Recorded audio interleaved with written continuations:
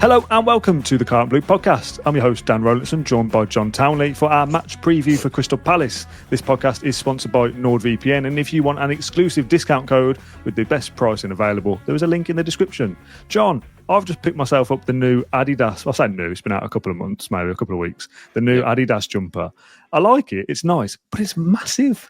I'm an XL these days in everything Villa, but this is like so like big. The sleeves are humongous. I think I need to exchange it. It's nice, in this zoomed in camera that we've got going on at the moment, it looks a bit more like a was it a onesie, or have I butchered that? That's what I mean. It's that big. It's like a tent. Anyway, we're here today to talk about Crystal Palace. You've been to the press conference, and we'll get a little clip from you earlier today. Before we get into the presser itself, what's your kind of feeling about this game? Because we spoke in the week about jinxes and hoodoos and all that kind of stuff, but Palace is a horrible team for us to play, isn't it? Yeah, my feeling about the game, and I'm bringing this as a kind of as balanced as I could possibly be. I wouldn't be surprised if Villa didn't win. How negative is that 2 minutes into a podcast? But I think we can all agree, I'd be balmy to sit here and say, yeah, I'm really confident after two poor performances, and we're playing a team who are our kryptonite. Like, we struggle against Crystal Palace, we have for 15 months, and we haven't just played them twice, have we? It's 5 times, lost 4. So yeah, I'm not going to lie, I'm not particularly confident that we're going to win, but can we win? Yeah, of course we can, but we're going to have to play well, and we need players to perform much better.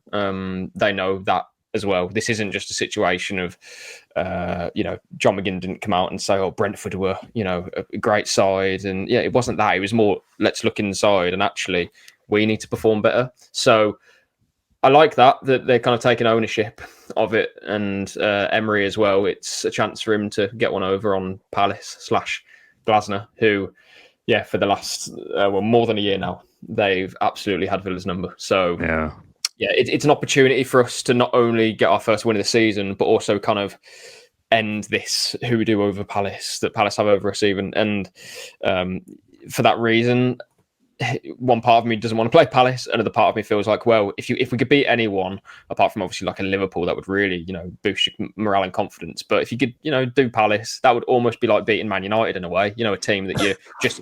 God, how far we've fallen. No, you know what I'm trying to say, though. Shall we go to a little press conference update? Yeah, go for it. Just out of Unai Emery's press conference now, so I'll quickly talk about some key talking points from what he told us in the media. Firstly, Amadou Onana, he is injured, hamstring injury. He'll miss September internationals for Belgium. Emery didn't want to talk about it in the press conference, so there's that. Boubacar Kamara is obviously out as well. He's injured, so shuffling of the pack for Villa in midfield. Emery is relishing the chance to get one over on Palace, a team who have obviously beaten Villa, 4 times in the last 5 meetings in the last 15 months. So, terrible record against Palace, and we'll talk about that obviously in the podcast now. In terms of transfers, Emery a bit more loose today in the broadcast section, saying that he wants 2 or 3 more. Villa, we know, and having been at Villa today, again, it's it's stressed that this isn't a situation that's ideal, far from it. Villa, obviously, as we've been reporting throughout the summer, financial rules, they've been hamstringing the market. They are very much restricted. That's still the case. In the last few days of the window, they are going to try, of course, to bring in players. But so some people from Union Berlin are walking past me. That's interesting. Anyway, back to the podcast. I think the key takeaway from this press conference was that Emery, spoke actually quite a lot about the home form as well. Villa unbeaten in over a year at Villa Park, but also made it very clear this has been a poor start for Villa. And even, the home form that they showed in the last year, there was also lots of games where they drew in a row. So dropping points, they weren't winning all the time at home, unlike a previous run of form where they did win, was it 14, 15 games, I think it was, in a row, and then 16 unbeaten, I think, maybe, possibly 17, before that Newcastle defeat, 3-1 at Villa Park. So, lots to discuss now in the podcast. Union Berlin, John, were they there? Are they scouting? What's that about? Must clarify, yes. Obviously, I can't just film people. So, no, there were just like coaches. This happens, different... coaches go to different clubs, and it might be, I don't know, some sort of coaching, not exhibition, but keep something. Yeah. Basically, I'm not saying it was the sporting director. That's what I'm saying. So don't highly doubt there's anything to do with transfers. They had the coaching kits on, and they look like coaches. So that's it. I need to clarify this. I don't know why I'm doing it, but I'm going to have to, because there was more than one comment. There was about 6, which is quite a lot in context. This about me? No, it's about me in the Europa League video okay. that we did earlier. Before you Okay. joined, I was watching it alone, kind of waiting for you to come. And I was watching The Magician, and I said, "Oh, utter woke nonsense." And all the comments, I say all of them, these comments are like, "Woke? Question mark, question mark, question mark. Woke? What do you mean, woke? Dan, do you understand the meaning of woke?" It's the Sean Dyche meme. No, do I really have to explain this in every comment? Like, it's utter woke nonsense when teams pass it around the back. It's utter woke nonsense when you get banned from multi-ball. It's a joke. As well, isn't it? Like, Banned from multi-ball. what else did Emery say that kind of piqued your interest? You obviously touched on the 2 or 3 transfers he wants in the little video clip we just played. Mm-hmm. Yeah. 2 or 3 transfers. I mean, good luck, right? I know. I mean, let's just talk about transfers for a little bit then, I suppose. It's difficult. That's it. It's hard. I mean, all right. So Asensio, let's start with Asensio, shall we? A player who Villa would like to bring in if they can make the finances work. Essentially, this is, I've been told, very difficult. And maybe when this comes out, this is transfers, right? Agreements happen at any stage. We have 3 days left of the window. Less than that when everyone's watching this. So things will change, right? But as I'm recording right now, we've been told this is bringing Asensio back is very difficult. It's not as easy as just not done then. Not done. £14 million and bring him back and pay his wage. Like, I think at the start of the window, like, we even had this kind of loose conversation about, do you want Asensio? Like, maybe not. All right. Probably thinking that it was, something that Villa could kind of do at a drop of a hat, sort of thing. Agreement with PSG, it's all going to be fine. That hasn't kind of been the situation. And again, maybe they find an agreement with PSG and it's all kind of happy days, but that's going to be a big chunk when really, you look at it and think, well, it shouldn't be for a team that are playing in Europe and win the Champions League last season. Because I was a little bit meh on Asensio because I thought, like you, well, it's a small deal, right? 10 to 50 million pounds is absolute peanuts. We sold Philogene for more than that, years ago, a 10 million pound player. They're now the 21s. Yeah. So I kind of felt like, well, Asensio will hopefully be one of many and he'll help build out a bigger squad. And that, go on then, chuck him in there. But if we don't get him, not that fussed. You fast forward to 29th of August, as of we record, not done yet. And it's kind of like, well, I hope it is done because it's him now. Like, he isn't one of many. He's one of very, very few and one in that position that we don't have, really. 29. I know he's younger than some of the players in our squad anyway, and I'm not going to compare him to Coutinho. I'm not doing that. But knowing the kind of financial situation we're in, knowing the wages, the wage bill that we have to trim right down, it just feels like a risk still. And do I want Villa to have Asensio in their squad on Tuesday? Right now, I'd say because what's the alternative? Villa will have some, but clearly for the last 3 months, it's been very difficult to do anything. And Emery did say in his press conference today that, they've sold players late, essentially. Not in a bad way, but more as we expected to sell players or the players that were sold earlier than what we did. So actually, time has also been a big factor in Villa's kind of struggles in the window. So we know the financial factors, but also time has been one. Now they're rushing at the very end, and it's something they've done before and come out well. For example, back in February when they signed Rashford, Asensio and Disasi, that was about as exciting a kind of end to a window has been for Villa for a long time. And those players all played their part. Essentially, Emery said, or suggested it's going to be a very busy end. He wants 2 or 3 more. But Villa, again, as we keep repeating, are not in a situation. And everyone knows this by now. We said a long time ago that it's just not ideal. Yeah, it's frustrating, but also this is not like a shock to him, which is probably the only positive I can take from this in terms of Emery isn't sitting there this summer thinking, what? I can only sign 2 players, or maybe it'll be 4 or 5 after the window's finished. But you know what I'm saying? We can only sign 1 player for big money, like in Gesson. Yeah. None of that's real shock to him. So you hope that moving forward, that isn't something that really grinds him down. I hope it isn't. I think we'll see how this season goes. Because obviously, you want to be able to spend money, you want to be able to replenish the squad, and Villa need to do that, but it's so difficult for them to do so. But that, again, kind of going full circle, is that then a reason to sign Asensio? Emery wants him, but in the long term, in 2 years' time, that'll be a player that you can't move for any money. I think that's kind of comforting, for want of a better word, to hear that, because there hasn't been rumours of Emery wanting to leave. That's completely wrong. But there is social media speculation of, well, Emery must be mightily off with these rules. And if I was him, I'd just leave. Now, if we go through this for the next 6 transfer windows and we drop out of Europe, yeah, maybe, right? But as you said, this isn't a surprise. This is the first real, properly difficult window that we've had under him from a financial perspective. Has he got his own way? No, as it stands. Mighty by Monday? Possibly. It's hard to say. But is he going to kind of throw his toys out the pram and quit during the international break? No, of course not. So it's kind of nice to have. I mean, I'm not in Naomi's brain, am I? Maybe something clicks and he goes, actually, see you later. But do you know what I mean? Like, it kind of, hopefully, for anyone with a kind of sound brain between their ears, kind of puts to bed some kind of worries of, is this going to be the straw that breaks the camel's back? It won't be that.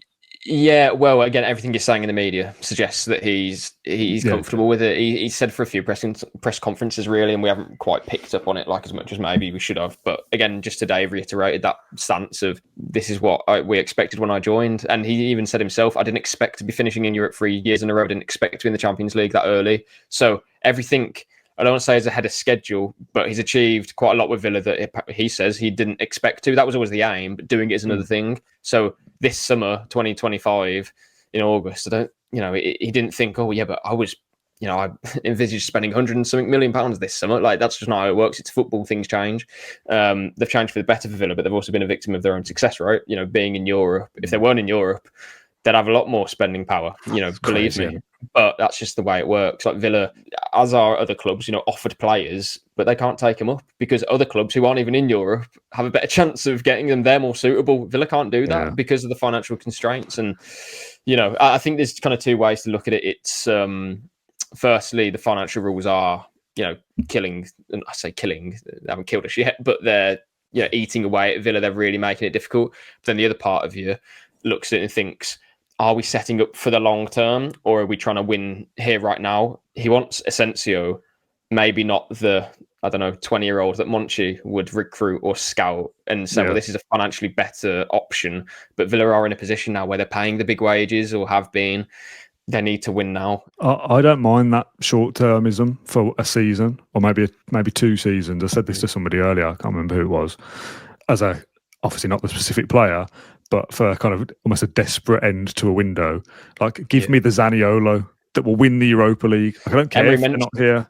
Emery mentioned Zaniolo today. Yeah. In what context? Basically just saying... I'm coming back, is he?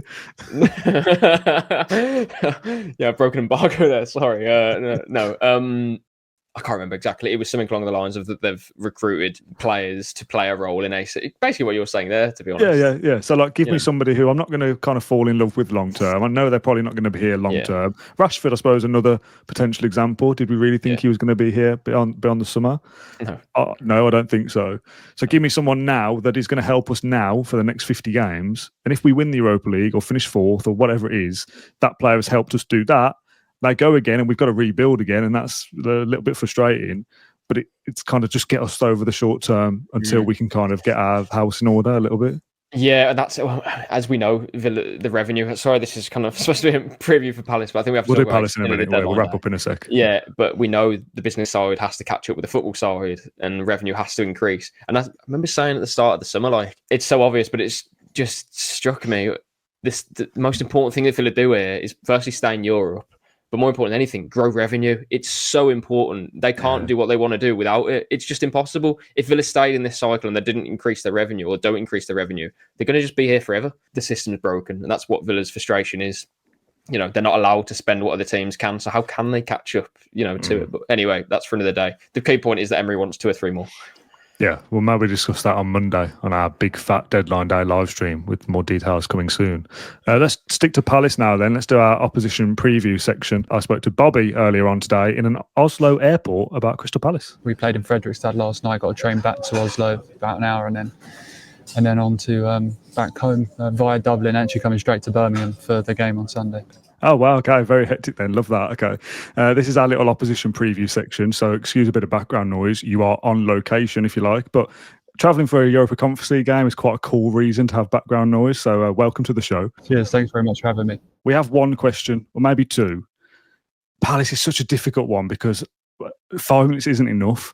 Why can't we beat you? Why can Emery not beat Glasgow? What is going on here? You don't want to give it away because you obviously want to win the game. But what do Villa have to do here to finally get one over on Palace?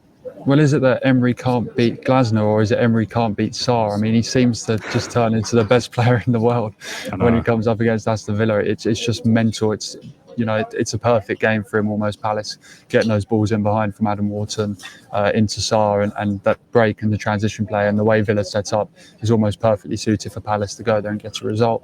I mean, now it might be finally the time that Aston Villa do beat Palace, of course, because Palace have had, 4 games in 10 days now. And Thursday night game, the players look very, very tired at the end of that one. Daichi Kamada came out after the game with his leg iced. They are boosted by the addition of Yeremy Pino, who was registered in time. But it's a difficult one for Palace to be at their top fitness level after an arduous game. It was quite testing with the way they sat in the low block, and Palace were very frustrated, but pleased to get the result. So it'd be an interesting one at Villa Park at the weekend. Yeah, I mean, there's certainly bits in there I like the sound of. And if there is ever a time to beat Palace, it's when you're tired after Europe. However, there's just something about this fixture.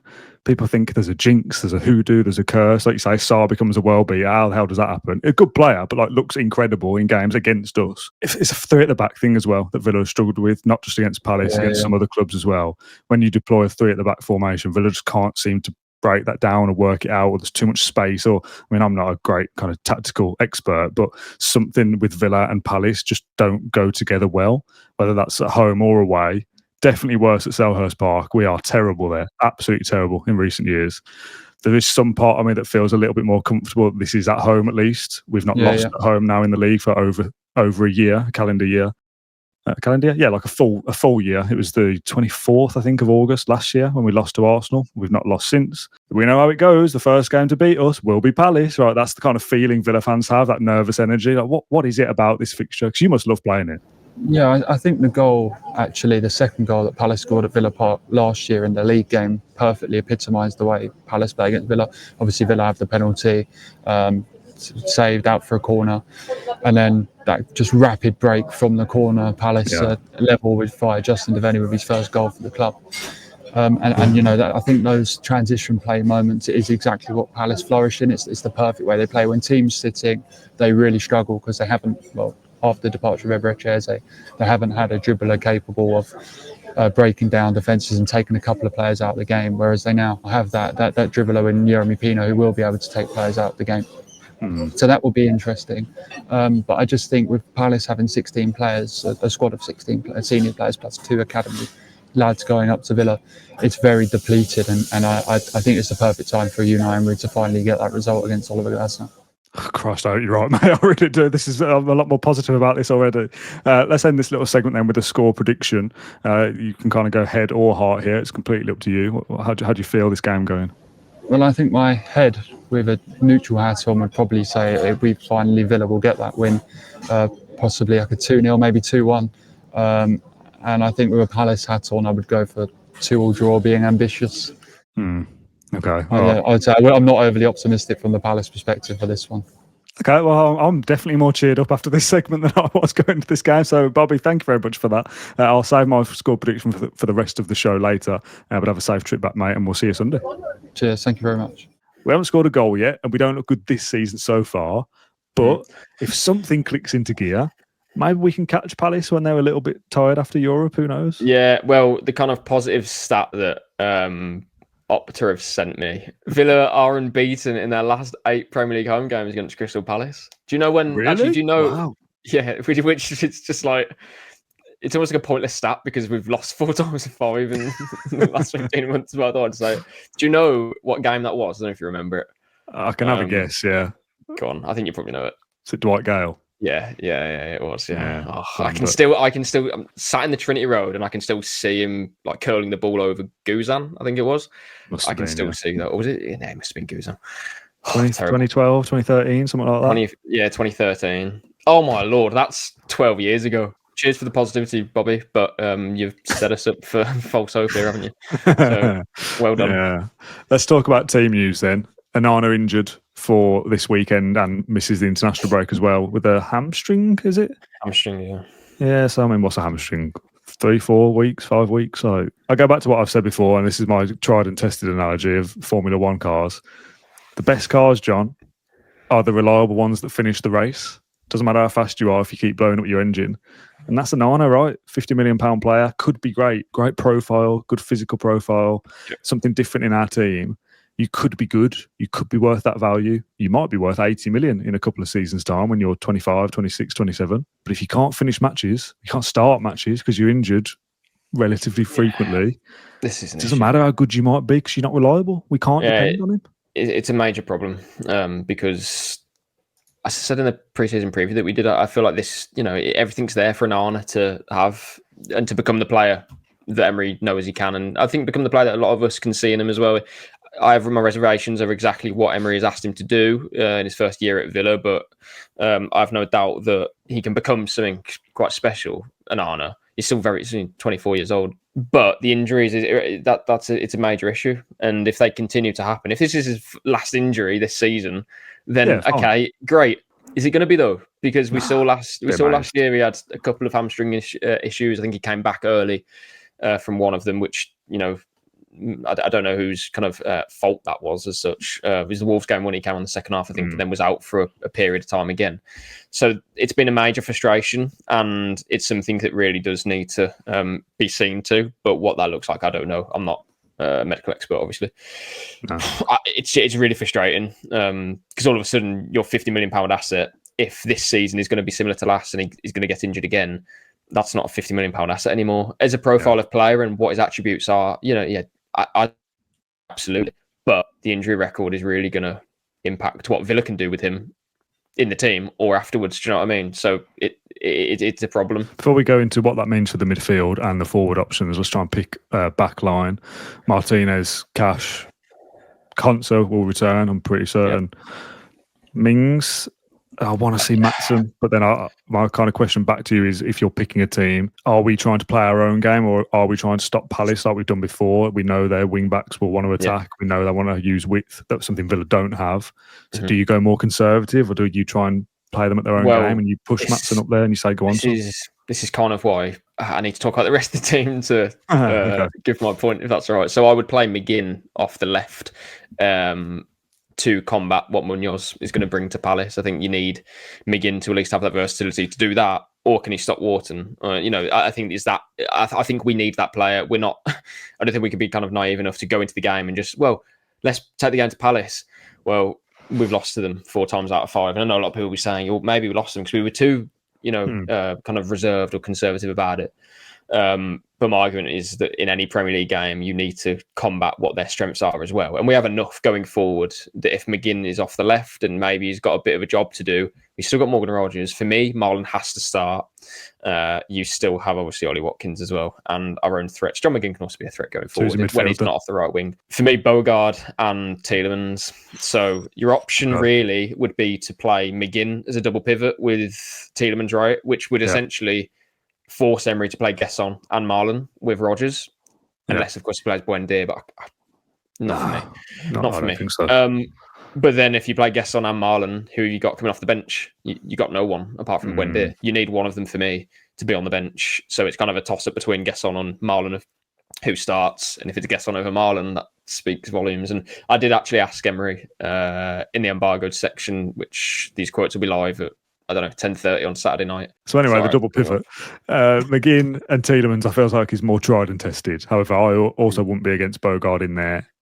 I think there's something in Bogard, but I'm also, part of me isn't quite convinced. Obviously, Watkins up front, Rodgers in there somewhere, probably 10. Marlon on the right makes sense. Yeah. More so than Gesson, but you're right, maybe Gesson offers something different. But that would be another kind of, embargo quotes, maybe I can't say. I don't know them, by the way, for anyone who's kind of, is he trying to drip They're not, by the way, I don't know anything. This isn't anything ground. I hate when we do this because it makes it sound like... But like, if Marlon's not played again, that's like another stab in the back, isn't it? Like, surely this is your opportunity now.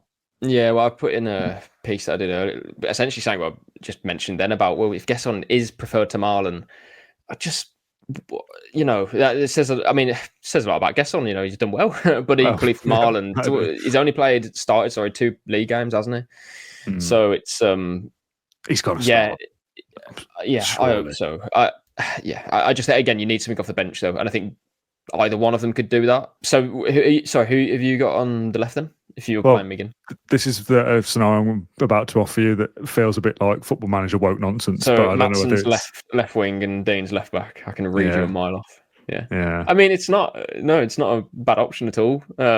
That's an area that we're weak out wide, but Matson's still got the pace. But if we are good going forward, he plays left side, getting to the byline, McGinn and Tielemans Shaw at the middle, Rodgers at the 10, Malen on the right. Yeah, I just think because when we want to provide that width on the left, they're both going to be... Yeah, but I'll just get Dean to completely stay back. Dean just drops back into like a kind of back three, I guess. That don't even cross the halfway line. That's Matson's job. Okay. So Luka Dean's your back three, and then you'd have Tielemans. Kind of. I'd want Bogart to come in my back three, but if you're playing McGinn, then it could work, to be fair. Right, so last week's predictions, John. I went with a 4-1 away win. You went 3-1, which isn't much better. Rob Warner obviously did the preview. Thanks to Rob, because you were stuck in traffic. He said 2-0 Villa. Obviously, none of us got that anywhere near right. No points for anybody. So, John, Palace at home.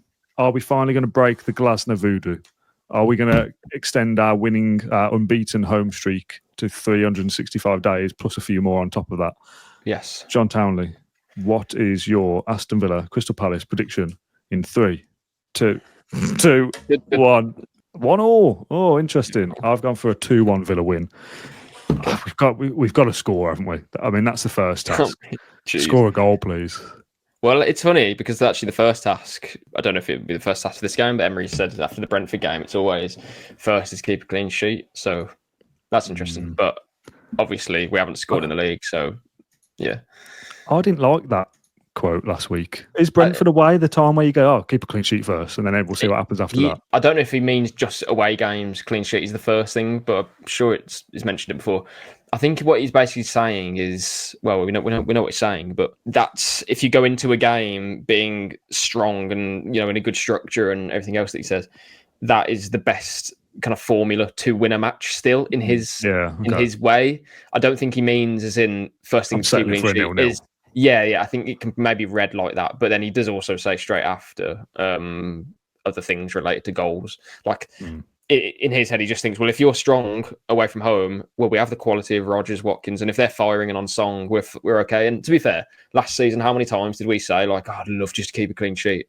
We obviously didn't do that against Brentford, but for a long time under Emery, we haven't really been defensively strong. We have been in kind of like maybe 4-game cycles like here and there, but not a lot of the time.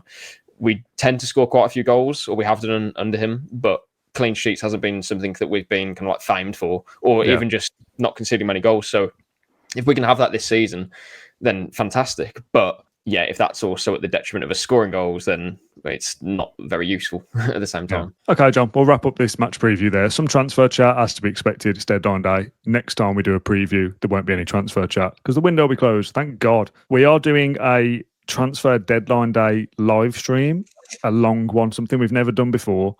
Different guests coming on. It won't just be me and John. It'll be Kendrick. It'll be other familiar faces that are on the channel as well. Now, that is not an indicator that we expect Villa to be busy. In fact, if they're not busy, there's as many talking points in that as well. Why haven't we signed anyone, So we're going to get different opinions. We're going to talk about Palace potentially a little bit as well, obviously, because the transfer deadline is Monday. This game is Sunday evening, weird kickoff time. Obviously, deadline day, any signings that are about to happen or have happened, we'll kind of discuss those as well. And some little bits and pieces around the edges. It'll be live, so we'll answer some questions. We'll give a better plug for this on the post-match show as well. But that'll be YouTube for those that listen to the podcast. It'll be on our YouTube channel. Just search Claret and Blue if you don't normally watch.